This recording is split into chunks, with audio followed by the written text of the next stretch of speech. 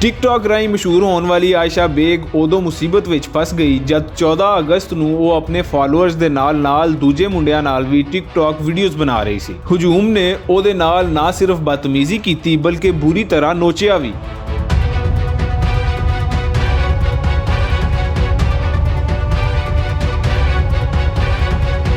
Medical report ਦੇ ਮੁਤਾਬਿਕ ਆਇਸ਼ਾ ਬੇਗ ਨੂੰ ਧੌਣ, ਮੋਢੇ, ਕੰਡ ਤੇ ਪਿੰਡੇ ਦੇ ਦੂਜਿਆਂ ਨਾਜ਼ੁਕ ਹਿੱਸਿਆਂ ਉੱਤੇ ਨੌਂਦਰਾਂ ਸਣੇ ਗੁੱਝੀਆਂ ਸੱਟਾਂ ਵੀ ਵੱਜੀਆਂ ਨੇ। ਪੁਲਿਸਾਂ ਦਾ ਆਖਣਾ ਹੈ ਕਿ ਉਹਨਾਂ ਕਈ ਮੁੰਡੇ ਫੜ ਲਏ ਨੇ ਤੇ ਬਾਕੀਆਂ ਨੂੰ ਛੇਤੀ ਨੱਪ ਲਿਆ ਜਾਵੇਗਾ।